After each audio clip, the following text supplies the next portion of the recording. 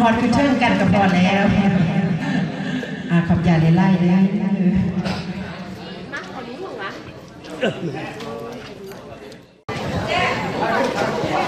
สวัสดีพี่น้องสำหรับวันนี้ข้าพเจ้าเองก็ถือว่าเป็นได้รับเกียรติจากสมาคม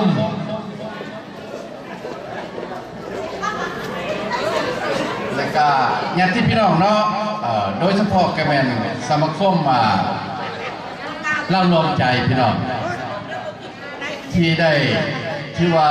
อนุญาตให้แก่ผู้ค้าคือแก่โพธิราชขึ้นมาเป็นโฆษกหรือว่าพิธีกรสำหรับวันนี้อันนี้ขอแสดงความขอบใจนำทางประธานเนาะพี่น้องแหลงและพร้อมด้วยสมาชิกทุกท่านที่ได้ให้เกียรติแก่ข้าพเจ้าสำหรับวันนี้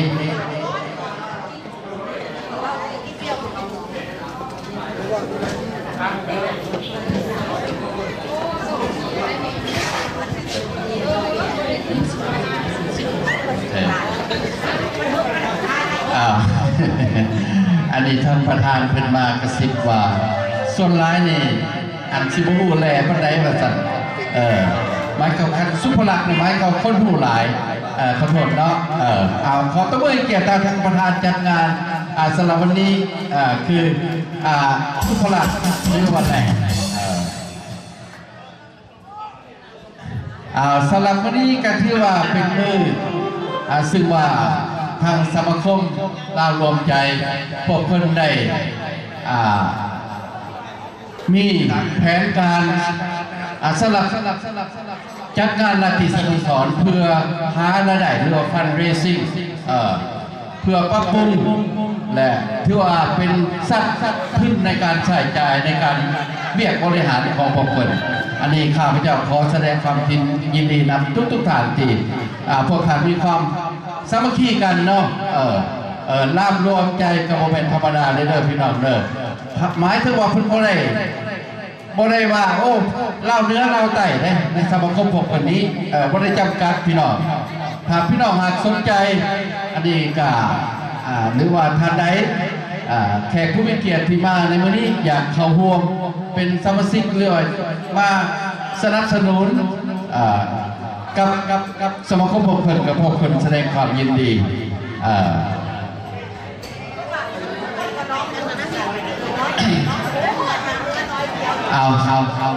สลับอนาคตนี้ก็พวกเราจะได้เริ่มเปิดพิธีเลยเนาะก่อนอื่นเมื่อนี่หมายความว่าอยากเสื้อเส้นทางนาประธานจัดงานเด้อคือสุภลักษณ์แหลกสูงแต่อายุแต่สลับนาทีนี่เป็นหมื่นทมิตรเด้อสำหรับงานราตรีสโมสรโดยเฉพาะข้าพเจ้าจะเห็นเบียเกี่ยวกับเลือกเป็นพิธีกรให้กับงานสัปดาห์กิจศพพี่น้องมื้อนี้เป็นงานพิเศษซึ่งว่าพวกคนอยากร้องจังหวัดพิพาทประกาศไอคอไปขอให้ทางประธานเพิ่นมีหยังจุดประสงค์เกี่ยวกับมื้อนี้ขอเชิญ